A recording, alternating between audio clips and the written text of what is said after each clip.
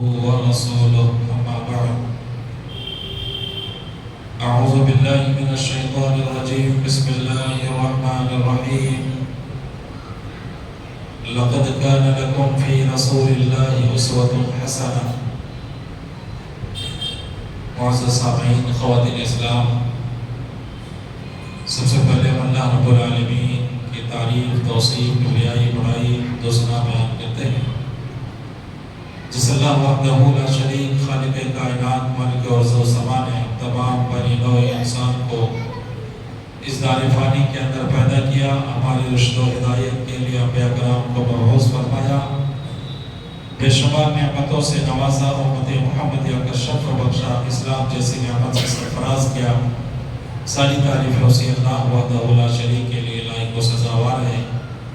اس کے بعد درود و سلام نازل و اللہ رب العالمین کے بھیجے ہوئے ان تمام پاک صفت انبیاء کرام پر جن کو اللہ رب العالمین نے اس کائنات کے اندر نبی اور رسول بنا کر بھیجا، خصوصاً درود و سلام نازل و ہمارے آخری نبی محمد مصطفیٰ جناب نبی محمد رسول اللہ صلی اللہ علیہ وسلم پر، جو اس کائنات کے آخری رسول، آخری پیغمبر، سید الانبیاء، خاتم المرسلین اور رحمت للعالمین بنا کر مبعوث کیے گئے صلی اللہ علیہ وسلم۔ سامعین، یہ ہر مہینے کی آخری اتوار کو جو پروگرام ہوتا ہے مغرب سے عشاء تک، اسی سلسلے کی کڑی الحمدللہ اللہ کے فضل و کرم سے، اللہ کی مہربانی سے آج بھی کڑی ہم لوگ آگے بڑھ رہے ہیں اور اللہ تعالیٰ سے دعا کرتے ہیں کہ رب العالمین ہمارے اس نئے کام کو آگے بھی اسی طرح سے ہمیں جاری رکھنے کی توفیق عطا فرما۔ رب العالمین جن لوگوں نے بھی اس پروگرام میں شرکت کی ہے، اللہ ان کی شرکت کو قبول فرما، اور باقی جو لوگ نہیں آئے ہیں، میں آپ سب سے کہوں گا کہ آئندہ جب بھی کبھی پروگرام ہو تو آپ کم سے کم اپنے ایک دو ساتھی کو اگر لے کر کے آئیں گے تو بھی الحمدللہ مجلس بڑی ہو جائے گی، لوگ زیادہ ہوں گے، فائدہ ہوگا۔ ایسے دینی مجالس میں بیٹھنا بڑی فضیلت کی بات ہے۔ ایسے مجلسوں کو فرشتے اپنے رحمت میں ڈھانپ لیتے ہیں۔ جب اللہ کے گھروں میں سے کسی گھر میں بیٹھ کر اس طرح کی دین کی باتیں ہوتی ہیں تو اللہ رب العالمین آسمان میں فرشتوں کو جمع کر کے ذکر کرتا ہے، اس کے سامنے ہمارا تذکرہ ہوتا ہے۔ تو کتنی فضیلت کی بات ہے، کتنی بڑی بات ہے کہ اللہ رب العالمین ہمارا ذکر فرشتوں کے سامنے کرے۔ لیکن یہ تب ہوگا جب ہم مل بیٹھ کر اللہ کی، اس کے رسول کی باتیں کریں گے، دین کو سیکھیں گے، سکھائیں گے، اور اپنے اندر اگر کوئی غلطی، کوئی خامی، کوئی نقص ہے تو اسے دور کرنے کی کوشش کریں۔ اسی نیت اور اسی ارادے کے ساتھ پروگراموں میں شرکت کرنی چاہیے، کیونکہ پروگرام اسی مقصد سے کیے جاتے ہیں۔ اس کا یہ مقصد نہیں ہوتا ہے کہ کوئی مولوی صاحب آئے، کچھ بیان کر دیا، ہم بیٹھے سننے چلے گئے، بس نہ بولنے والے کو فائدہ ہو رہا ہے نہ سننے والے کو فائدہ ہو رہا ہے۔ تو پروگراموں کا ایسا مقصد نہیں ہوتا ہے، بلکہ جتنے بھی لوگ آتے ہیں ان کی یہ نیت ہونی چاہیے، اس ارادے کے ساتھ ان کو تشریف لانا چاہیے کہ آج کے درس میں، آج کے بیان میں اگر کوئی ایسی بات معلوم ہوئی ہم کو جو ہم پہلے نہیں جانتے تھے، یا ہم جانتے تھے پھر بھی نادانی میں یا سستی کاہلی میں وہ غلطی ہم کرتے تھے، آج معلوم ہو گیا تو اس غلطی کو آج ہم چھوڑ دیں گے، تبھی پروگراموں کا فائدہ ہوگا۔ اس نیت کے ساتھ ہمیں ان پروگراموں میں شرکت کرنا چاہیے۔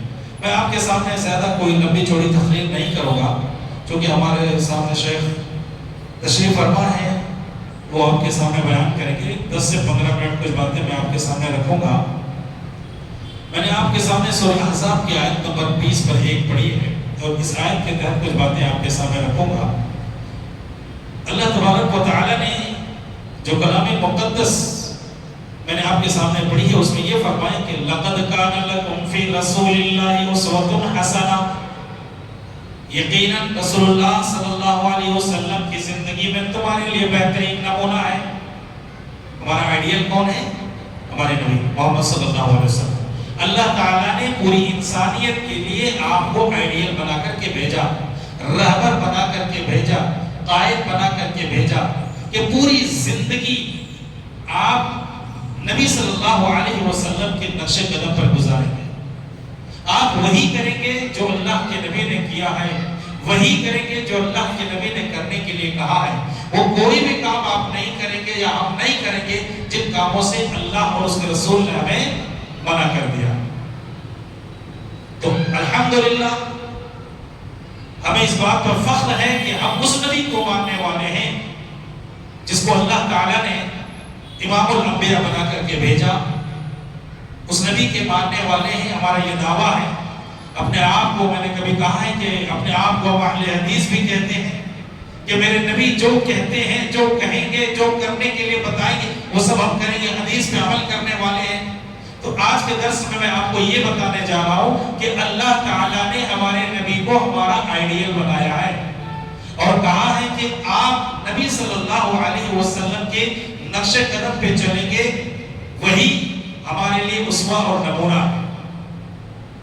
اب ہمارے لیے جب اللہ کے نبی نمونہ ہے، اسوہ ہے، تو اللہ کے نبی صلی اللہ علیہ وسلم کی پوری زندگی تو ہم تو ایک ساتھ بیان نہیں کر سکتے۔ میں آپ کے سامنے اللہ کے نبی کے اخلاق کے بارے میں 2-4 باتیں بتاؤں گا۔ سورہ آل عمران کی آیت نمبر 150 پر 9 ہے۔ اللہ تعالیٰ فرماتا ہے فَبِمَا رَحْمَةٍ مِّنَ اللَّهِ لِنْتَ لَهُمْ وَلَوْ كُنْتَ فَظًّا غَلِيظَ الْقَلْبِ لَانفَضُّوا مِنْ حَوْلِكَ۔ اللہ کے نبی صلی اللہ علیہ وسلم، چونکہ ہمارا یہ ماننا ہے اور ہمارا یہ عقیدہ ہے کہ ہم اللہ کے ماننے والے، عقیدے ہمارے الحمدللہ سب سے مضبوط ہیں۔ دنیا میں جتنے بھی مذاہب، جتنے بھی مسلک پائے جاتے ہیں، تمام مذاہب اور تمام مسلک سے مضبوط عقیدہ ہمارا ہے۔ لیکن اب ہمارے اندر جو کمیاں ہیں اخلاقی تعلقات سے یا عبادت کے تعلقات سے، ان چیزوں پہ ہمیں زیادہ توجہ دینے کی ضرورت ہے۔ تو اللہ تبارک و تعالیٰ نے نبی صلی اللہ علیہ وسلم کی ایک صفت یہ بیان کی کہ فَبِمَا رَحْمَةٍ مِّنَ اللَّهِ، آپ اللہ کے فضل و کرم سے، اللہ کی رحمت سے بڑے نرم دل ہیں۔ وَلَوْ كُنْتَ فَظًّا غَلِيظَ الْقَلْبِ، اللہ تعالیٰ کہہ رہا ہے اے اللہ کے نبی، اگر آپ سخت دل ہوتے، آپ کا دل نرم نہیں ہوتا، لَانفَضُّوا مِنْ حَوْلِكَ، تو یہ صحابہ جو آپ کو دیکھنے کے لیے پریشان رہتے ہیں، جو آپ کو دیکھ کر کے تسلی حاصل کرتے ہیں، یہ صحابہ آپ کے پاس نہیں رہتے۔ کیا پتہ چلا کہ اگر انسان سخت دل ہو جائے، بد اخلاق ہو جائے، دل کے اندر سختی آ جائے، زبان اچھی نہ ہو، دل اچھا نہ ہو، معاملات اچھے نہ ہو، تو لوگ ان سے دور بھاگ جاتے ہیں۔ ہمارا اسلام کیسے پھیلا ہے؟ ہمارا اسلام لوگوں کا ماننا ہے کہ تلوار سے پھیلا ہے، لیکن ہمارا ماننا ہے کہ ہمارا اسلام اخلاق سے پھیلا ہے۔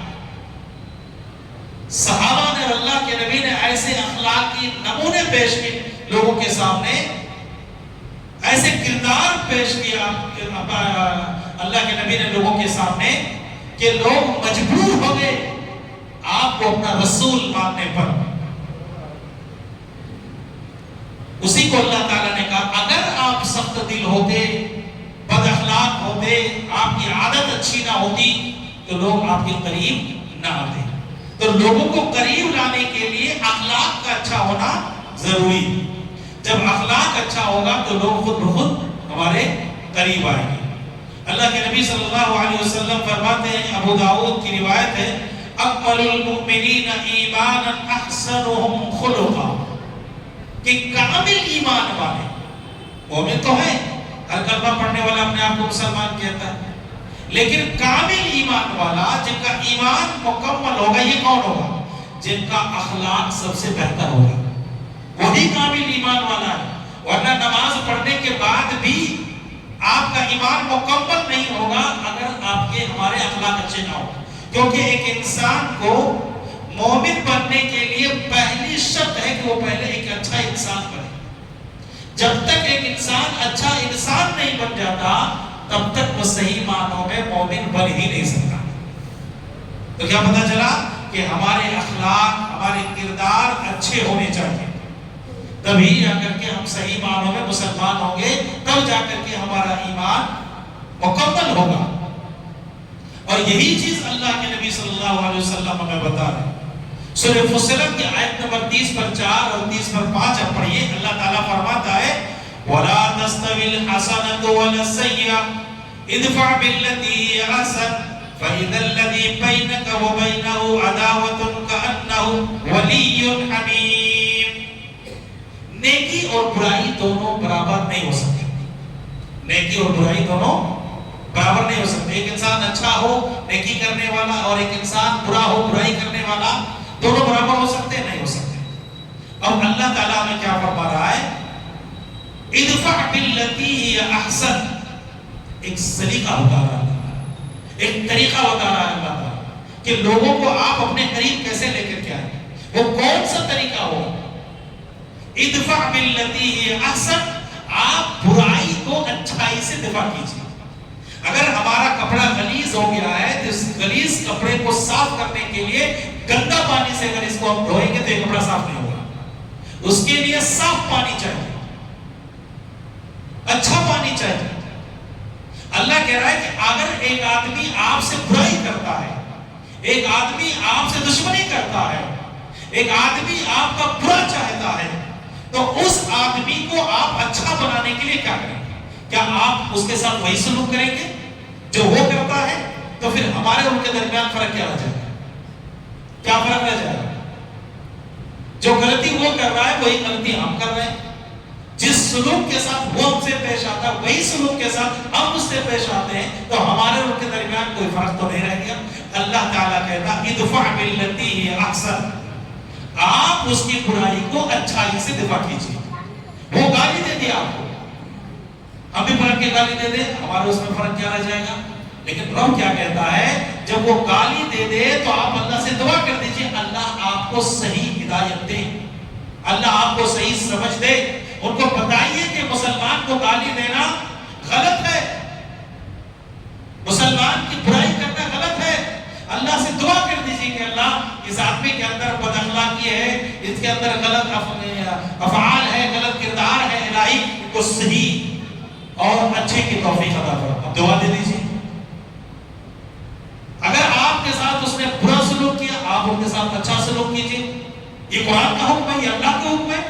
ادفع باللتی ہی احسن فاذا الذی بینک وبینہ عداوۃ کأنہ ولی حمیم، تو آپ دیکھیں گے کہ آپ کے اور جس کے درمیان دشمنی تو یہ دشمنی دوستی میں بدل جائے گی، وہ آپ کے سچے دوست بن جائیں گے، وہ آپ کے خیر خواہ بن جائیں گے۔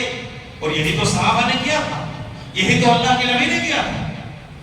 اللہ کے نبی کو مکہ والوں نے نہیں مانا۔ جب مکہ فتح ہوا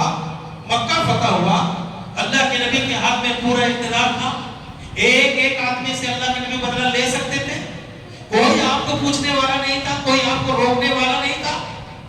وہ سارے مجرم تھے جنہوں نے اللہ کے نبی کو مکہ سے نکالا تھا، آپ کو گالیاں دی تھی، آپ کے صحابہ کو مکہ سے نکالا تھا، وہ سارے مجرم تھے، بدلہ لے سکتے تھے۔ جب اللہ تعالیٰ نے کیا کہا کہ لَقَدْ كَانَ لَكُمْ فِي رَسُولِ اللَّهِ أُسْوَةٌ حَسَنَةٌ، نبی صلی اللہ علیہ وسلم کی زندگی میں تمہارے لیے بہترین نمونہ ہے۔ اس مکہ میں جس دن مکہ فتح ہوا، اللہ کے نبی نے کہا لا تثریب علیکم اليوم اذهبوا انتم الطلقاء، آج تم سے کوئی بدلہ نہیں لیا جائے گا، تم سب کے سب آزاد ہو۔ اللہ کے نبی نے پوچھا تھا کہ تم کیا امید رکھتے ہو مجھ سے؟ مجھے جس نے مارا ہے، گالیاں دی ہے، ان لوگوں سے میں پوچھ رہا ہوں کہ مجھ سے آپ کیا امید رکھتے ہیں؟ تو ان لوگوں نے اللہ کے نبی کے اخلاق کو چونکہ دیکھا تھا تو کہا کہ ہم آپ سے اچھائی کی امید رکھتے ہیں، ہم نہیں چاہتے کہ آپ ہمارے ساتھ وہ سلوک کریں جو ہم نے آپ کے ساتھ کیا ہے۔ اللہ کے نبی نے کیا کہا؟ جاؤ سب کو میں نے آزاد کر دیا۔ وہ ہندا بھی تھی جنہوں نے آپ کے نبی کے چچا کے جسم کو ٹکڑے ٹکڑے کیے تھے، جسم کے ٹکڑے ٹکڑے کر دیے تھے، میرے نبی نے اسے بھی معاف کر دیا، سب کو معاف کر دیا۔ آپ تاریخ اٹھا کے دیکھ لیجئے، اپنی ذات کے لیے اللہ کے نبی نے کبھی کسی سے بدلہ نہیں لیا، کسی سے بھی نہیں۔ طائف میں اللہ کے نبی کو نہیں مارا، تو اللہ کے نبی نے کیا کہا؟ جب فرشتے آئے، اللہ کے نبی آپ کہیں تو ان کو ختم کر دوں؟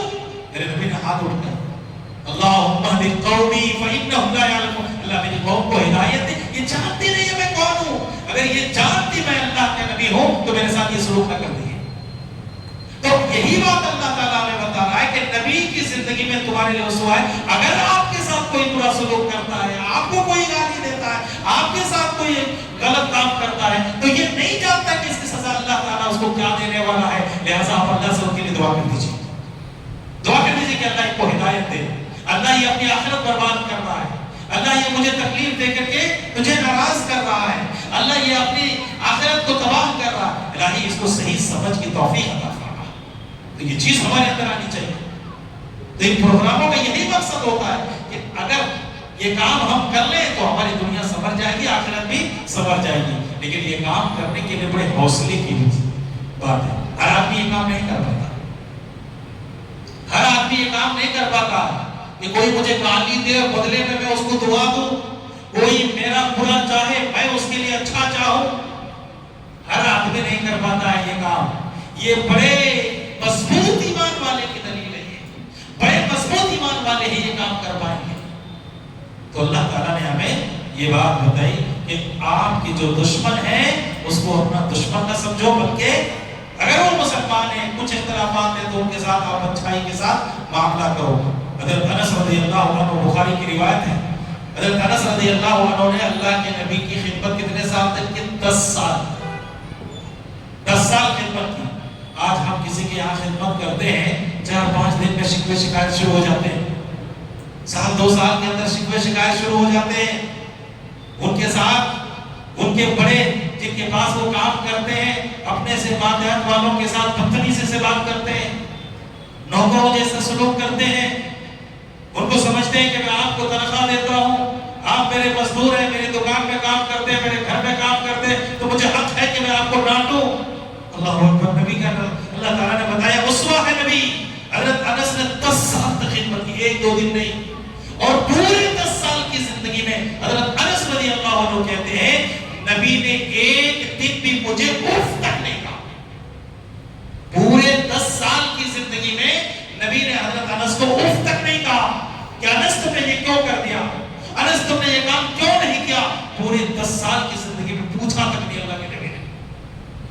کیا 10 سال میں کوئی غلطی نہیں ہوئی ہوگی ان سے؟ کوئی خدمت میں کمی نہیں آئی ہوگی ان سے؟ لیکن میرے نبی نے کبھی نہیں پوچھا کہ انس یہ کام کیوں نہیں کیا، انس یہ کام تو کیوں کر دیے، رضی اللہ عنہ۔ اس کو کہتے ہیں اخلاق۔ اب چلتے پھرتے باہر کسی سے مل لیں تو اسے تو کوئی جھگڑا نہیں کرے گا بھائی، ملتے ملتے 2 منٹ میں آپ جھگڑا کرنے لگے۔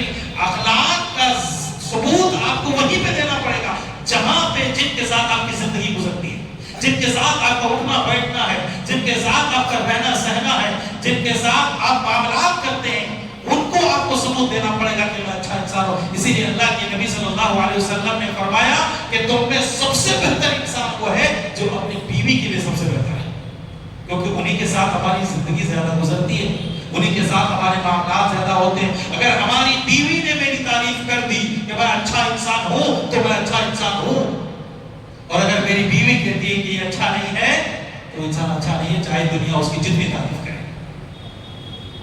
تو حضرت انس رضی اللہ عنہ کیا بتا رہے ہیں کہ 10 سال کی زندگی میں میرے نبی نے کبھی اف تک نہیں کہا۔ تو یہ ہوتے ہیں اخلاق، یہ ہوتے ہیں کردار، یہ ہوتے ہیں نمونے، یہ ہوتے ہیں آئیڈیل کہ دنیا والوں کو بتائیں کہ تمہارا آئیڈیل ایسا ہے، تمہارا رہبر ایسا ہے، جن کے تم نقش قدم پہ چلو وہ ایسے ہیں، کبھی انہوں نے کسی کو کچھ نہیں کہا۔ ایک بات بتا کر کے میں اپنی بات ختم کر دوں۔ اللہ کے نبی صلی اللہ علیہ وسلم نے بنی اسرائیل کی ایک عورت کا واقعہ بیان کیا، بخاری کی روایت ہے وہ، اس نے اخلاق اور اچھے معاملات کتنے فائدے دیتے ہیں یہ دیکھیے، بہت مشہور ہے یہ واقعہ، آپ نے کئی بار اس حدیث کو آپ سنے ہوں گے، لیکن پھر بھی میں بیان کرتا ہوں کیونکہ اللہ کہتا ہے کہ مومنوں کو نصیحت کرتے رہیے، نصیحت مومنوں کو فائدہ دیتی ہے، مومنوں کو نصیحت فائدہ دیتی ہے۔ اللہ کے نبی کہتے ہیں کہ بنی اسرائیل کی ایک عورت تھی جو گنہگار ہے، بلکہ بعض روایتوں میں ہے کہ وہ فاحشہ تھی، زناکار تھی، اسے پیاس لگی، کنویں کے پاس سے گزر رہی تھی، وہ کنویں کے اندر اترتی ہے، پانی پی لیتی ہے، اپنا ہی پیاس بجھا کر کے جب جانے لگتی ہے تو کیا دیکھتی کہ اسی کنویں کے پاس ایک کتا ہے، کتا ناپاک جانور ہے جو بارے پیاس کے ہانپ رہا ہے، زبان لٹکی ہوئی ہے، کیچڑ چاٹ رہا ہے، پریشان ہے، پیاس سے نڈال ہے، اور ایسا لگتا ہے کہ پیاس سے وہ کتا مر جائے گا۔ اس عورت کو ترس آ جاتا ہے، پھر کنویں کے اندر جاتی ہے اور اپنے ہی پاؤں میں پہننے والی موزے کو اتارتی ہے، پانی بھرتی ہے، دوپٹے سے اس کو باندھتی ہے، لے کر کے اوپر چڑھتی ہے اور اسے کتے کو پانی پلا دیتی ہے۔ اللہ کو یہ ادا اتنا پسند آیا، اتنا پسند آیا، اللہ کے نبی کہتے ہیں اس کے سارے گناہ کو اللہ نے معاف کر کے جنت کا مستحق بنا دیا۔ سوچنے کی بات ہے کہ ایک حرام جانور، ایک ناپاک جانور، اس جانور کے ساتھ یہ اس نے سلوک کرنے سے اللہ تعالیٰ اتنے گناہ جب معاف کر سکتا ہے، تو ہم انسان اگر انسانوں کے ساتھ اچھا سلوک کریں، انسانوں کے ساتھ اچھا برتاؤ کریں، ان کے ساتھ ہمارے سلوک اچھے ہوں، ان کے ساتھ ہمارے معاملات اچھے ہوں، تو کیا اللہ تعالیٰ ہمارے گناہ کو معاف نہیں کر دے گا؟ اللہ کے نبی نے کیا فرمایا؟ جب قیامت کے دن انسان کے اعمال وزن کیے جائیں گے تو سب سے زیادہ وزنی جو عمل ہوگا وہ اس نے اخلاق ہوگا، اس نے اخلاق سب سے زیادہ بھاری ہوگا۔ تو ہمیں یہ چاہیے کہ اللہ کے نبی کو جب ہم نے اپنا آئیڈیل مان لیا ہے، اپنا رہبر مان لیا ہے، اپنا قائد مان لیا ہے، تو ہمیں ہر معاملات میں نبی کے جیسا ثبوت دینا پڑے گا، ان کے نقش قدم پہ چلنا پڑے گا۔ صحابہ نے اللہ کے نبی کے نقش قدم پہ اپنی زندگیاں گزاری، اور پوری دنیا آج ہم ان کی تعریف، ان کے تذکرے، قرآن میں اللہ تعالیٰ نے ان کا تذکرہ، رضی اللہ عنہ و رضوا عنہ کا درجہ، یہ سب کیوں ملا؟ ایسے ہی مل گیا۔ کتنی قربانیاں دی ہیں ان لوگوں نے انسانیت کے لیے۔ انسانیت بہت بڑی چیز ہے، اگر انسان کے پاس انسانیت نہیں ہے تو وہ انسان ہی نہیں ہے۔ ہم کبھی کہتے ہیں کسی انسان کے بارے میں کہ کیسا انسان ہے، یعنی کتنا گرا ہوا آدمی ہے، اس کے پاس انسانیت نام کی کوئی چیز نہیں۔ انسان کہتا ہے اپنے آپ کو، لیکن انسانیت نہیں ہے، بات کرنے کی تمیز نہیں ہے، اخلاق نہیں ہے، طور طریقے نہیں ہے، لوگوں سے کیسے ملنا چاہیے، کیسے بات کرنی چاہیے، یہ سب کچھ ان کے پاس ہے ہی نہیں کہ کیسا گھٹیا انسان ہے۔ تو انسان کو اچھا بننا چاہیے۔ میں زیادہ وقت نہ لے کر اپنی بات ختم کر رہا ہوں۔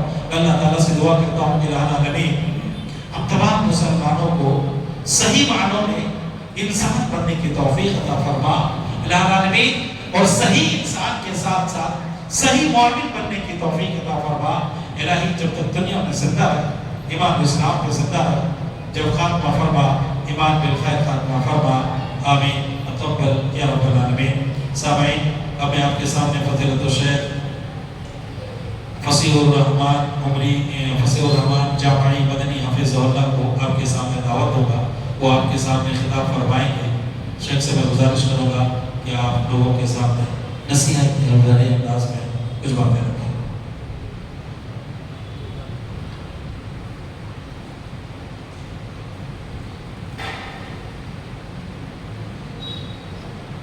الحمد لله نحمده ونستعينه ونستغفره ونؤمن به ونتوكل عليه ونعوذ بالله من شرور أنفسنا ومن سيئات أعمالنا، من يهده الله فلا مضل له ومن يضلل فلا هادي له، أشهد أن لا إله إلا الله وحده لا شريك له، وأشهد أن محمدا عبده ورسوله أرسله الله تعالى بالحق بشيرا ونذيرا وداعيا إلى الله بإذنه وسراجا منيرا.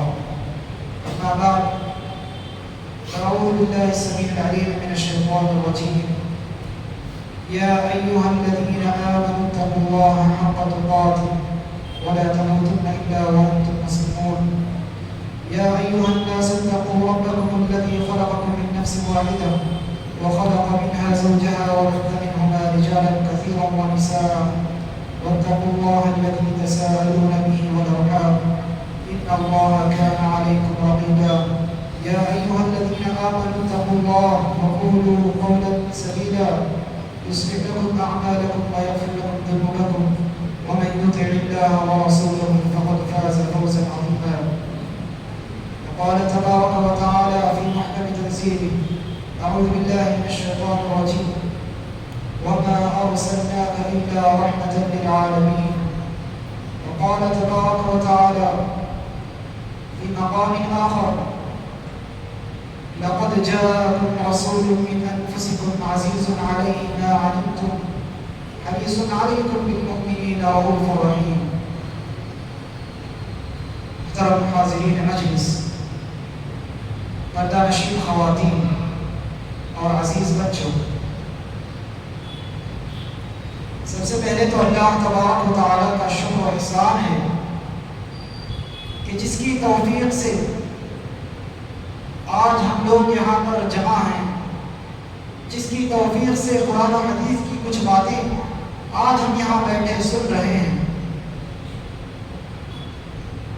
اللہ کی حمد و ثنا کے بعد درود و سلام ہو محمد رسول اللہ صلی اللہ علیہ وسلم پر، جن کو اللہ تبارک و تعالیٰ نے ہماری ہدایت کا ایک بڑا ذریعہ بنا کر بھیجا۔ اللہ تبارک و تعالیٰ کے شکر کے بعد میں ان لوگوں کا بھی تہ دل سے شکر گزار ہوں جنہوں نے مجھے یہاں مدعو کیا اور آپ حضرات کے سامنے بیٹھ کر قال اللہ و قال رسول کی کچھ باتیں کہنے کی اجازت دی۔ اللہ تبارک و تعالیٰ ان کے اس عمل کو اور ہمارے یہاں بیٹھ کر قرآن حدیث کی باتیں سننے کو قبول فرمائے، مجھے حق کہنے کی اور آپ کو اور ہم سب کو حق پر عمل کرنے کی توفیق نصیب فرمائے۔ حاضرین مجلس، خطبہ مسنونہ کے بعد میں نے نبی کریم صلی اللہ علیہ وسلم کی ذات سے تعلق رکھنے والی 2 آیتیں تلاوت کی۔ پہلی آیت میں اللہ تبارک و تعالیٰ نے ارشاد فرمایا وَمَا أَرْسَلْنَاكَ إِلَّا رَحْمَةً لِلْعَالَمِينَ کہ اے نبی، ہم نے تو آپ کو جہان والوں کے لیے سراپا رحمت بنا کر بھیجا ہے، سراپا رحمت بنا کر بھیجا ہے۔ معلوم ہوا کہ آپ صلی اللہ علیہ وسلم نبی و رحمہ تھے، اپنی امت کے حق میں نبی کریم صلی اللہ علیہ وسلم سراپا رحمت اور خیر خواہ تھے۔ آپ کی رحمت اور آپ کی اس خیر خواہی کا ہی نتیجہ تھا کہ آپ صلی اللہ علیہ وسلم نے ہر طرف سے اپنی امت کی رہنمائی فرمائی۔ آپ صلی اللہ علیہ وسلم رشد و ہدایت کی ایک ایسی کتاب تھے جس کے ہر ورقے پر، ہر پنے پر، بلکہ ہر لفظ میں یوں کہیے کہ آپ کی ہر بات میں امت کے لیے خیر خواہی تھی۔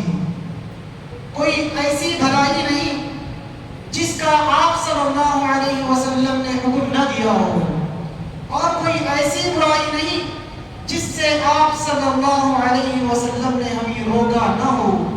یہی وجہ ہے کہ اللہ تبارک و تعالیٰ نے نبی کریم صلی اللہ علیہ وسلم کے تعلق سے دوسری آیت میں ارشاد فرمایا لَقَدْ جَاءَكُمْ رَسُولٌ مِّنْ أَنفُسِكُمْ عَزِيزٌ عَلَيْهِ مَا عَنِتُّمْ کہ لوگوں دیکھو، تم میں سے ہی تمہارے پاس ایک ایسا رسول آ گیا ہے عزیز علیہ ما عنتم کہ جس پر تمہاری تکلیفیں شاق گزرتی ہیں، تمہاری پریشانیاں جس پر دشوار گزرتی ہیں، تکلیف تم کو ہوتی ہے مگر تڑپتا وہ ہے، مصیبتیں تم پر نازل ہوتی ہیں مگر دکھ اس کو ہوتا ہے، تم اپنے گناہوں کی وجہ سے جہنم کے قریب جانا چاہتے ہو اور وہ پکڑ پکڑ کر تمہیں جنت کی طرف لے کر جاتا ہے۔ یہ نبی کریم صلی اللہ علیہ وسلم کی خیر خواہی ہے۔ حریص علیکم، تم پر بڑا ہی خیر خواہ ہے۔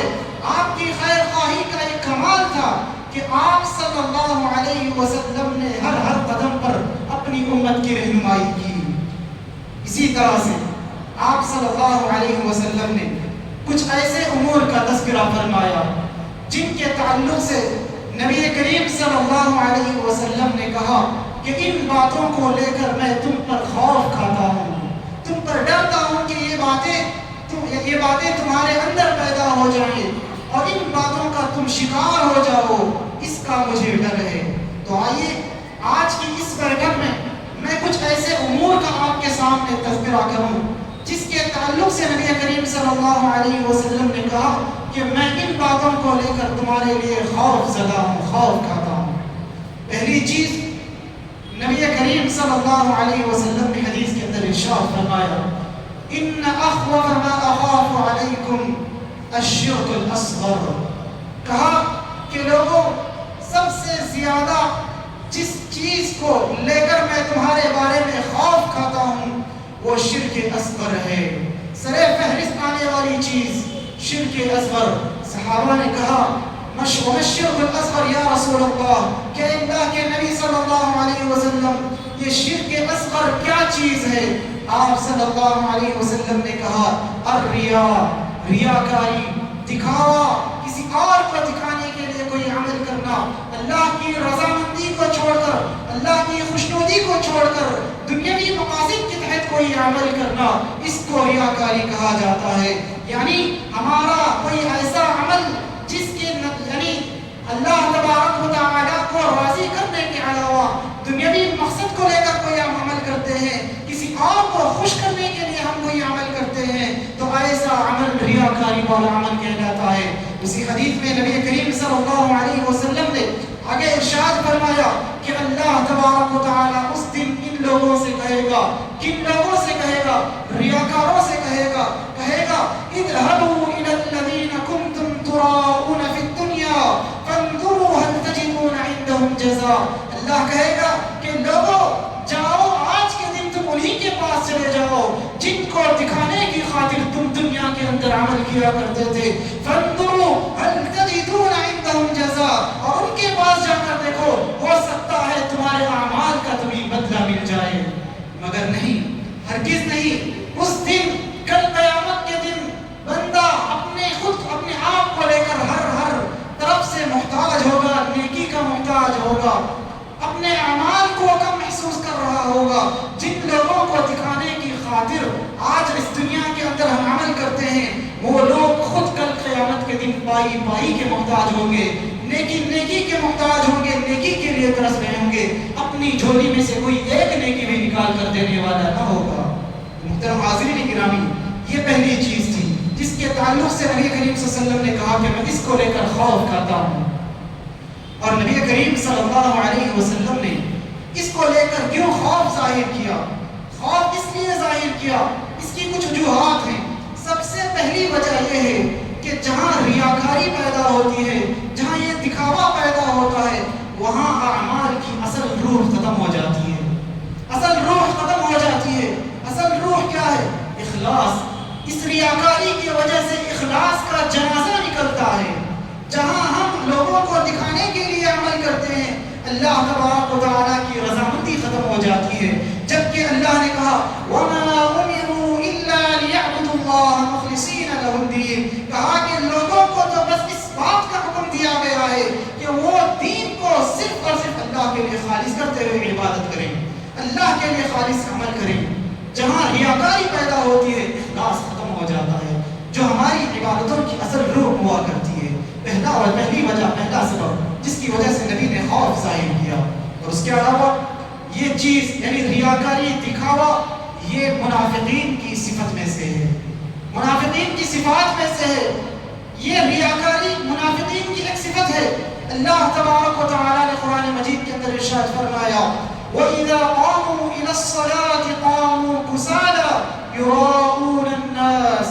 منافقین کے تعلق سے بتاتے ہوئے کہا کہ یہ لوگ جب کبھی نماز کے لیے کھڑے ہوتے ہیں، سستی اور کاہلی کے ساتھ کھڑے ہوتے ہیں۔ اتنا ہی نہیں، یُرَاءُونَ النَّاسَ، لوگوں کو دکھانے کے لیے نمازیں قائم کیا کرتے ہیں۔ تو گویا معلوم ہوا کہ ریاکاری منافقین کی صفات میں سے ہے۔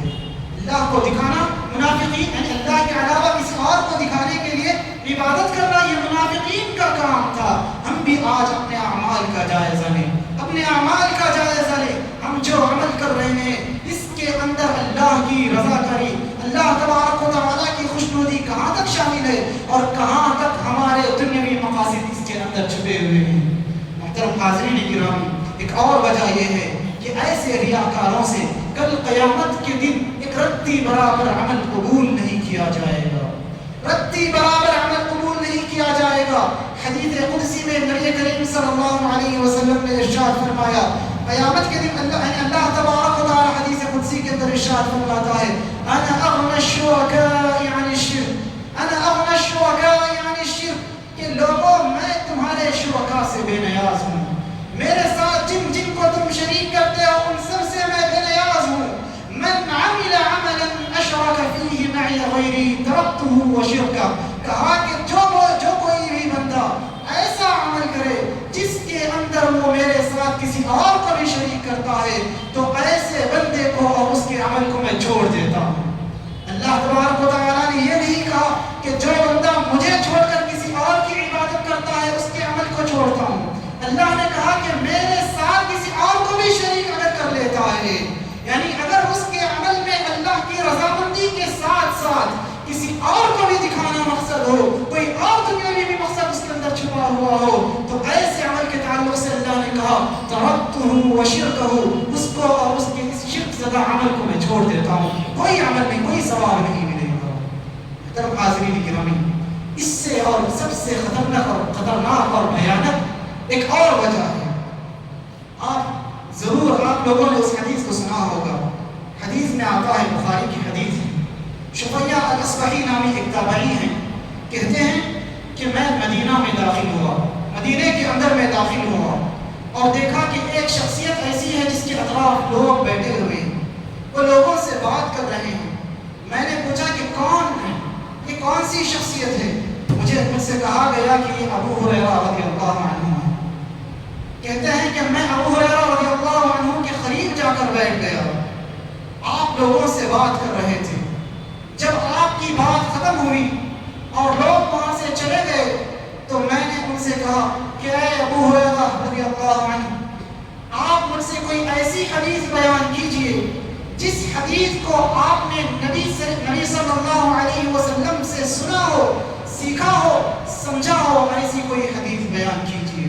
ابو ہریرہ رضی اللہ عنہ کہتے ہیں کہ میں ضرور تم سے ایسی حدیث بیان کروں گا جس کو میں نے نبی صلی اللہ علیہ وسلم سے سنا، سیکھا اور سمجھا۔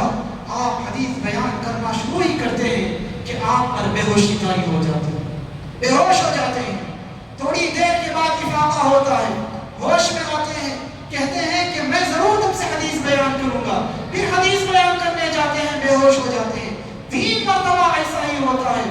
چوتھی مرتبہ ابو ہریرہ رضی اللہ عنہ بیان کرتے ہیں کہ نبی کریم صلی اللہ علیہ وسلم نے کہا کہ کل قیامت کے دن اللہ تبارک و تعالی آسمان دنیا سے، یعنی آسمان سے جب اترے گا بندوں کا حساب کرنے کے لیے، قریب بندوں کے آئے گا، سب سے پہلے 3 لوگوں کو مدعو کیا جائے گا، 3 لوگوں کو بلایا جائے گا۔ اس کے تعلق سے ہم جانتے ہی ہیں 3 لوگ کون ہیں؟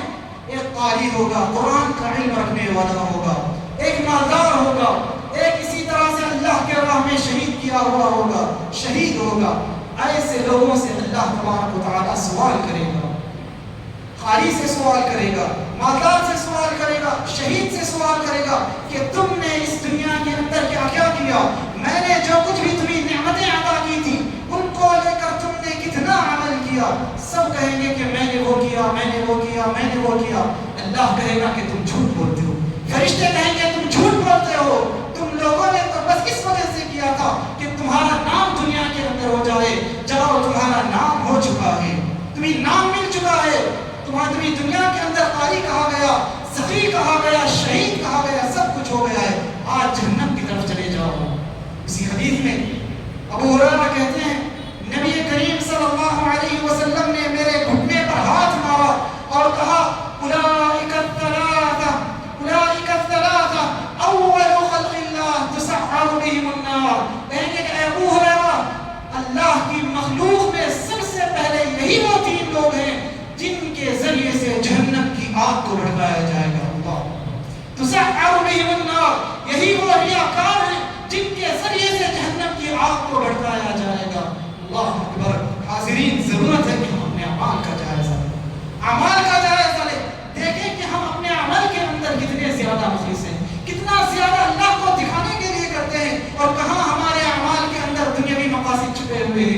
اعمال کا جائزہ لیں۔ محترم حاضرین، یہ شرک اصغر کا یہ انجام ہے، چھوٹے شرک کا یہ انجام ہے۔ اگر ہم شرک اکبر کی بات کریں تو اللہ تبارک و تعالیٰ نے واضح انداز میں اس کے تعلق سے کہہ دیا انه من يشرك بالله فقد حرم الله عليه الجنة ومأواه النار، کہا کہ جو بندہ میرے ساتھ کسی کو شریک کرتا ہے، میرے علاوہ کسی اور کی عبادت کرتا ہے، فقد حرم الله عليه الجنة، تو اللہ نے ایسے بندے پر جنت کو حرام قرار دیا۔ اتنا ہی نہیں، ومأواه النار، ایسے بندے کا ٹھکانہ جہنم ہوگا۔ اللہ اکبر۔ حاضرین گرامی، ضرورت ہے کہ ہم اپنی توحید کا جائزہ لیں، توحید کا جائزہ لیں، چاہے وہ شرک اصغر ہو یا شرک اکبر ہو، ان تمام بیماریوں سے اپنی توحید کو پاک کرنے کی کوشش کریں، کیونکہ یہی وہ ایک راستہ ہے جس پر چل کر ہم نجات حاصل کر سکتے ہیں۔ ابن قیم رحمہ اللہ فرماتے ہیں التوحید الطف شیء وانزہ وصفہ، کہتے ہیں کہ یہ توحید اس دنیا کے اندر سب سے زیادہ پاکیزہ چیز ہے، سب سے زیادہ صاف ستھری چیز ہے، سب سے زیادہ نظیف چیز ہے۔ وَأَدْنَى شَيْءٍ يَخْدِشُهُ وَيُدَنِّسُهُ وَيُؤَثِّرُ فِيهِ، اور کہتے ہیں کہ توحید اتنی پاک ہے کہ اس کے اندر چھوٹی سی چھوٹی چیز بھی اثر کر جاتی ہے۔ مثال دے کر سمجھایا کہ کوئی سفید لباس ہو، سفید اور پاک صاف ستھرا لباس ہو، اس صاف ستھرے لباس کے اندر ایک معمولی سا دھبا بھی اثر کر جاتا ہے۔ بالکل ویسے ہی توحید کا مسئلہ ہے، چاہے شرک اصغر ہو یا شرک اکبر ہو، اس کے اندر اثر پیدا کرتا ہے۔ اس لیے ضروری ہے کہ ہم توحید کو پاک و صاف رکھیں، توحید کا جائزہ لیں، توحید کے تعلق سے علم حاصل کریں، خود بھی علم حاصل کریں، گھر والوں کو بھی توحید کا علم سکھائیں، اپنی عورتوں کو بھی توحید کا علم سکھائیں، اپنے بچوں کو بھی توحید کا علم سکھائیں، تاکہ وہ شرک اصغر سے اور شرک اکبر سے اپنے آپ کو پاک کر سکیں۔ حاضرین گرامی، یہ پہلی وجہ، یہ پہلی چیز تھی جس کے تعلق سے نبی کریم صلی اللہ علیہ وسلم نے کہا کہ جس کے بارے میں خوف کھاتا ہوں۔ اور دوسری چیز حدیث میں آتا ہے، سفیان بن عبداللہ الثقفی رضی اللہ عنہ بیان کرتے ہیں، میں نے نبی کریم صلی اللہ علیہ وسلم سے پوچھا کہ اللہ کے نبی صلی اللہ علیہ وسلم کوئی ایسی بات بتائیے جس کو میں مضبوطی کے ساتھ تھام لوں، کوئی ایسی بات بتائیے کہ جس کو میں مضبوطی کے ساتھ تھام لوں۔ اللہ کے نبی صلی اللہ علیہ وسلم کہتے ہیں رب ربی اللہ، تم کہو کہ میرا رب اللہ ہے، تم مستقیم اور اس پر جم جاؤ، کہو کہ اللہ میرا رب ہے اور اس پر جم جاؤ۔ اور اس کے بعد صحابی کہتے ہیں یا رسول اللہ ایسی کوئی بات بتائیے جس کو لے کر آپ میرے بارے میں زیادہ ڈرا کرتے ہیں، خوف آتے ہیں، کوئی ایسی بات بتائیے۔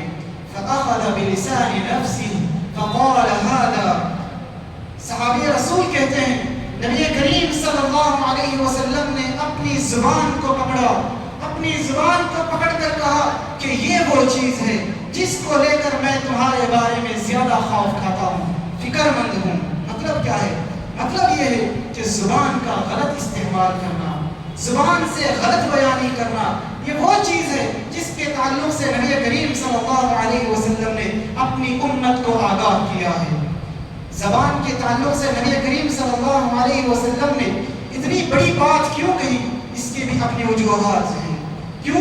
کیونکہ یہ زبان ایسی چیز ہے جس کے ذریعے سے بندہ سب سے زیادہ گناہ کرتا ہے، سب سے زیادہ گناہ کرتا ہے، جھوٹ بولتا ہے، اپنی زبان سے بولتا ہے، غیبت کرتا ہے، اپنی زبان سے کرتا ہے، چغلی کرتا ہے، اپنی زبان سے کرتا ہے، غلط بیانی کرتا ہے، اپنی زبان سے کرتا ہے، گالی گلوچ کرتا ہے، اپنی اسی زبان سے کرتا ہے، دو لوگوں کے درمیان اختلافات ڈالتا ہے، اپنی اسی زبان کے ذریعے سے ڈالتا ہے۔ الغرض کئی ایسے گناہ ہیں جو اپنی زبان سے بندہ کرتا ہے۔ اسی لیے نبی کریم صلی اللہ علیہ وسلم نے ارشاد فرمایا اکثر خطایا بنی آدم فی لسانی، اکثر خطایا بنی آدم فی لسانی، بنی آدم کے زیادہ تر گناہ اس کی زبان میں ہوا کرتے ہیں، بنی آدم کے سب سے زیادہ گناہ اس کی زبان میں ہوا کرتے ہیں۔ یہ نبی کریم صلی اللہ علیہ وسلم نے اسی وجہ سے خوف کھایا کہ تم زبان کا حفاظت کرو، زبان کی حفاظت کرو، اس چیز کو لے کر میں ڈرتا ہوں۔ اتنا ہی نہیں، حدیث میں آتا ہے نبی کریم صلی اللہ علیہ وسلم سے سوال کیا گیا عن اکثر ما يدخل الناس الجنہ، اے نبی ایسی چیز کے تعلق سے بتائیے جس کے ذریعے سے لوگ سب سے زیادہ جنت کے اندر جاتے ہیں۔ آپ صلی اللہ علیہ وسلم نے کہا تقوی اللہ و حسن الخلق، تقوی اللہ و حسن الخلق، اللہ کا تقوی اور بہترین اخلاق، اللہ کا تقوی اور بہترین اخلاق لوگوں کو سب سے زیادہ جنت کے اندر لے کر جاتے ہیں۔ وسئل عن اکثر ما يدخل الناس النار، اور اسی طرح سے آپ سے سوال کیا گیا ایسی چیز کے تعلق سے جو سب سے زیادہ لوگوں کو جہنم میں کھینچ کر لے جاتی ہے، تو اللہ کے نبی نے کہا الفم والفرج، الفم والفرج، یہ زبان اور شرمگاہ، یہ دو ایسی چیزیں ہیں کہ جن کی وجہ سے اکثر لوگ جہنم کے اندر جاتے ہیں۔ نبی کریم صلی اللہ علیہ وسلم نے یہ بات بتائی کہ زبان کے ذریعے سے ایک بندہ زیادہ جنت میں جہنم میں جاتا ہے، اکثر لوگ زبان اور شرمگاہ کی وجہ سے جہنم میں جاتے ہیں۔ معلوم یہ ہوا کہ ہماری نجات کے لیے ضروری ہے، نجات کے لیے ضروری ہے کہ ہم اپنی زبان کی حفاظت کریں، ہماری اپنی نجات کے لیے ضروری ہے کہ ہم اپنی زبان کا صحیح استعمال کریں۔ عقبہ ابن عامر رضی اللہ عنہ کے تعلق سے آتا ہے، انہوں نے نبی کریم صلی اللہ علیہ وسلم سے سوال کیا من نجا یا رسول اللہ، کہ اللہ کے نبی صلی اللہ علیہ وسلم نجات کس چیز میں ہے، نجات کس چیز میں ہے؟ آپ صلی اللہ علیہ وسلم نے تین چیزیں بتائی اس حدیث کے اندر، کہا کہ ان چیزوں کے اندر نجات ہے۔ پہلی چیز بتایا امسک علیک لسانک، امسک علیک لسانک، پہلی چیز یہ ہے کہ تم اپنی زبان کو قابو میں رکھو، اپنی زبان کو کنٹرول میں رکھو، نجات چاہتے ہو اپنی زبان پر قابو میں رکھو۔ وَلْيَسَعْكَ بَيْتُكَ، دوسری چیز بتائی کہ تم اپنے گھر کو لازم پکڑو، اپنے گھر کو لازم پکڑو۔ کیوں؟ اگر بندہ بغیر ضرورت کے گھر سے باہر نکلے گا فتنوں کا شکار ہوگا۔ آپ صلی اللہ علیہ وسلم جانتے تھے کہ آئندہ دور میں فتنے شروع ہو جائیں گے، جہاں بندے نظر ڈالیں گے برائیاں نظر آئیں گی، فتنے نظر آئیں گے، دین کو خراب کرنے والی چیزیں نظر آئیں گی، فساد میں ڈالنے والی چیزیں نظر آئیں گی۔ اللہ کے نبی نے کہا وَلْيَسَعْكَ بَيْتُكَ، تم اپنے گھر کو لازم پکڑو، بغیر ضرورت کے اپنے گھر سے باہر نہ نکلنا، بغیر ضرورت کے نکلو گے فتنوں کا شکار ہو جاؤ گے۔ تیسری چیز بتائی وَابْكِ عَلَىٰ خَطِيئَتِكَ، کہا کہ تم اپنے گناہوں پر رویا کرو، اپنے گناہوں پر رویا کرو، اللہ کے آگے گڑ گڑایا کرو، جو گناہ تم سے سرزد ہو جاتے ہیں ان سے توبہ اور استغفار کرو۔ اگر ان تین چیزوں کو لازم پکڑو گے تمہاری نجات کا ذریعہ یہ تین چیزیں بن سکتی ہیں۔ پہلی چیز تم اپنی زبان پر قابو رکھو، دوسری چیز گھر کو لازم پکڑو، اور تیسری چیز تم اپنے گناہوں پر شرمندہ ہو کر اللہ کے پاس گڑ گڑایا کرو۔ اللہ تبارک و تعالیٰ ان تین چیزوں میں نجات رکھا ہے۔ محترم حاضرین گرامی، آپ صلی اللہ علیہ وسلم نے یہ بات بھی بتائی من كان يؤمن بالله واليوم الآخر فليقل خيرا أو ليصمت، جو بندہ اللہ پر اور آخرت پر ایمان رکھتا ہے ایسے بندے کو چاہیے کہ اگر وہ کچھ کہے تو بھلا کہے ورنہ خاموش رہے۔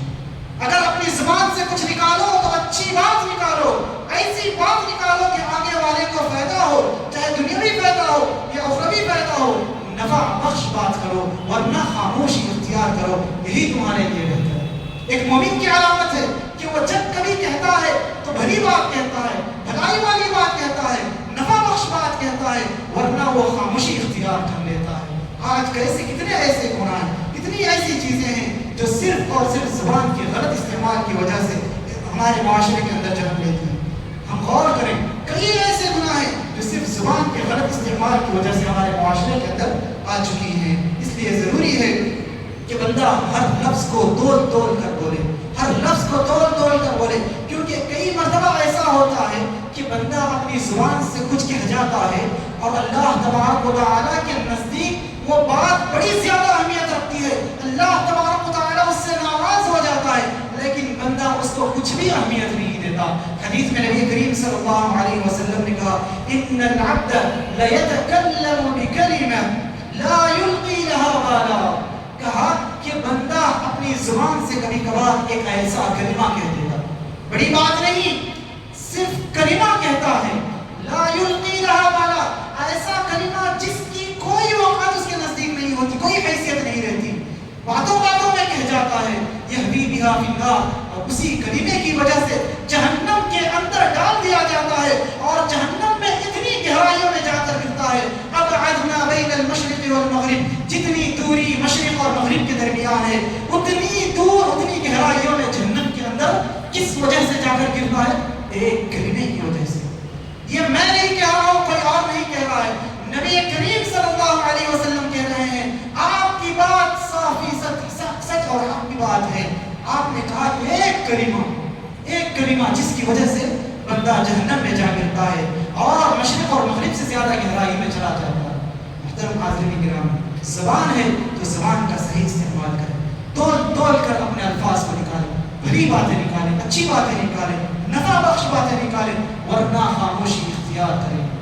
یہ دوسری چیز تھی جس کے تعلق سے نبی کریم صلی اللہ علیہ وسلم نے کہا کہ ان چیزوں کو لے کر میں خوف زدہ ہوں. اور اس کے بعد ایک اور چیز جس کے تعلق سے آپ صلی اللہ علیہ وسلم نے کہا کہ اس بات کو لے کر میں تمہارے لیے ڈرتا ہوں, وہ کیا ہے؟ حدیث میں آتا ہے نبی کریم صلی اللہ علیہ وسلم نے ارشاد فرمایا ان مما اخاف علیکم ما یفتح اللہ علیکم من زہرۃ الدنیا وزینتها. اللہ کے نبی نے کہا, حدیث میں آتا ہے, صحابہ کہتے ہیں کہ ایک دن آپ صلی اللہ علیہ وسلم منبر پر بیٹھے ہوئے تھے, ہم آپ کے اطراف بیٹھے ہوئے تھے. آپ نے کہا کہ جس چیز کو لے کر میں میرے بعد تمہارے لیے ڈرتا ہوں وہ یہ ہے کہ مجھے ڈر ہے کہ میرے بعد تم پر دنیا کے دروازے کھول دیے جائیں گے, میرے بعد تمہارے لیے دنیا کے دروازے کھول دیے جائیں گے. اس چیز کو لے کر میں ڈرتا ہوں.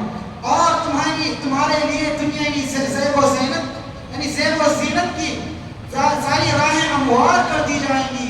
اللہ تبارک و تعالیٰ تمہارے لیے اس دنیا کے اندر جینے کے لیے خوشحالیاں پیدا کر دے گا, اس خوشحالی کو لے کر میں ڈرتا ہوں. صحابی رسول نے سوال کیا کہ اللہ کے نبی صلی اللہ علیہ وسلم کیا کبھی بھلائی یعنی اچھائی برائی کو پیدا کر سکتی ہے؟ یعنی یہ مال و دولت کی فراوانی اللہ تبارک و تعالیٰ کی ایک بڑی نعمت ہے, مالداری اللہ تبارک و تعالیٰ کی طرف سے ایک نعمت ہے, دولت اللہ کی نعمت ہے, تو کیا یہ نعمت بھی کبھی برائی پیدا کر سکتی ہے؟ آپ صلی اللہ علیہ وسلم خاموش ہو گئے. آپ پر وحی نازل ہو رہی تھی, آپ نے اپنے سر سے پسینہ پوچھا اور اس کے بعد پوچھا کہ سائل کہاں ہے, سوال کرنے والا بندہ کہاں ہے. گویا آپ صلی اللہ علیہ وسلم نے اس سوال کرنے والے کے سوال کی تعریف کر رہے تھے. اس کے بعد کہتے ہیں کہ بھلائی تو کبھی برائی کو نہیں پیدا کرتی, مگر کبھی کبھار ایسا ہوتا ہے کہ اس بھلائی کے اندر بھلائیوں کے لپیٹ میں کچھ ایسی چیزیں آ جاتی ہیں جو برائیوں کو جنم دیتی ہیں. مثال دیا, کہا کہ جب موسم بہار آتا ہے تو ایسے میں گھاس اچھی اگتی ہے, زمین کے اندر سے اچھی گھاس اگتی ہے, مگر اس گھاس میں سے کچھ ایسی چیزیں بھی اگ جاتی ہیں جس کے اندر ایک آدمی یا پھر جانور کے لیے قتل کے یعنی زہر کے سامان موجود ہوتے ہیں. یعنی وہ گھاس کے اندر پائی جانے والی چیز کبھی کبھار جان لیوا بن جاتی ہے ایک جانور کے لیے.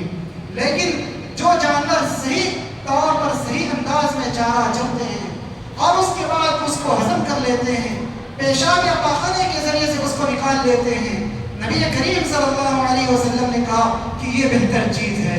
یعنی مال تو اللہ تبارک و تعالیٰ کی طرف سے ایک دولت ہے, مگر جو بندے اس مال کا صحیح استعمال کر لیتے ہیں, ان چیزوں کو ان مال کو لے کر صحیح جگہ پر خرچ کرتے ہیں, یتیموں میں خرچ کرتے ہیں, مسکینوں میں خرچ کرتے ہیں, زکوٰۃ ادا کرتے ہیں, حق والوں تک پہنچ جاتے ہیں, حق انداز میں لیتے ہیں, حق انداز میں دیتے ہیں, تو ایسی چیز بڑی پیاری ہے. لیکن اگر جہاں اس چیز کا غلط استعمال ہوا, اس چیز کو لے کر جہاں برائیوں میں لگایا گیا اور ناحق طور سے اس کو حاصل کیا گیا, تو ایسی چیز ضرور بضرور نقصان پہنچ جاتی ہے. الغرض نبی کریم صلی اللہ علیہ وسلم نے کہا کہ یہ مالداری کو لے کر میں ڈرتا ہوں کہ کہیں اس کی وجہ سے تم لوگ دین سے دور نہ ہو جاؤ, اللہ سے دور نہ ہو جاؤ, اس کے اندر پڑھ کر مصروف اتنے نہ ہو جاؤ کہ دنیا اللہ تبارک و تعالیٰ کو بھول جاؤ, اپنے دین کو بھول جاؤ. بلکہ ضرورت اس بات کی ہے کہ اگر مالداری بھی ہے تو اس مالداری کو اللہ کی راہ میں خرچ کیا جائے, اس صحیح پیسے کو اللہ تبارک محترم حاضرین گرامی، ایک واقعہ میں بتاتا ہوں. آپ صلی اللہ علیہ وسلم نے جب بحرین کو فتح کیا تو وہاں کے رہنے والوں سے ٹیکس کی بات ہوئی، جزیے کی بات ہوئی. تو اس بات کے تحت ایک دن نبی کریم صلی اللہ علیہ وسلم نے ابو عبیدہ بن جراح رضی اللہ عنہ کو بحرین بھیجا اور کہا کہ وہاں جا کر ٹیکس وصول کر لاؤ، وہ جزیہ لے کر آؤ. ابو عبیدہ بن جراح رضی اللہ عنہ کے ٹیکس لے لیے اور آ گئے، جزیہ لے کر آ گئے. اور یہ بات صحابہ کے اندر مشہور ہو گئی. صبح کی نماز تھی، فجر کی نماز کے بعد نبی کریم صلی اللہ علیہ وسلم جب سلام پھیرے تو صحابہ آپ صلی اللہ علیہ وسلم کی طرف نظریں ڈال رہے تھے، آپ صلی اللہ علیہ وسلم کو دیکھ رہے تھے. نبی کریم صلی اللہ علیہ وسلم نے ان کو دیکھا تو مسکرا دیا اور کہا کہ لگتا ہے تمہیں اس چیز کی خبر ہو گئی ہے، یعنی لگتا ہے کہ تمہیں معلوم ہو گیا ہے کہ ابو عبیدہ بن جراح رضی اللہ عنہ مال غنیمت کا ٹیکس لے کر وہاں سے آئے ہیں. صحابہ نے کہا کہ ہاں نبی کریم صلی اللہ علیہ وسلم ہمیں معلوم ہو گیا.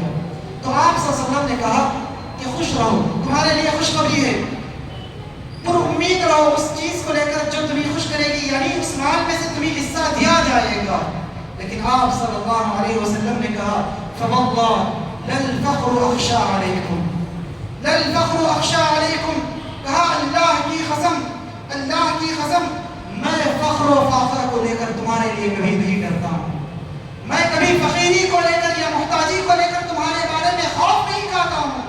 ولكن اخشى علیکم ان تبسط علیکم الدنیا، کہا کہ مجھے تو اس بات کا ڈر ہے کہ تمہارے لیے دنیا کے اندر آسانیاں پیدا کر دی جائیں، تمہارے لیے دنیا کے دروازے کھول دیے جائیں، جیسا کہ تم سے پہلے والی قوموں کے اندر یہ ساری چیزیں ہوئی. ان کو اللہ تبارک و تعالیٰ نے مال و دولت دی، ان کے لیے اللہ تبارک و تعالیٰ نے فراوانی پیدا کی، تو ان لوگوں نے اس فراوانی میں مبتلا ہو کر، مال و دولت میں مبتلا ہو کر اللہ کو بھلا دیا، آپس میں ایک دوسرے پر فخر کرنے لگے اور اس چیز نے انہیں ہلاک و برباد کر دیا.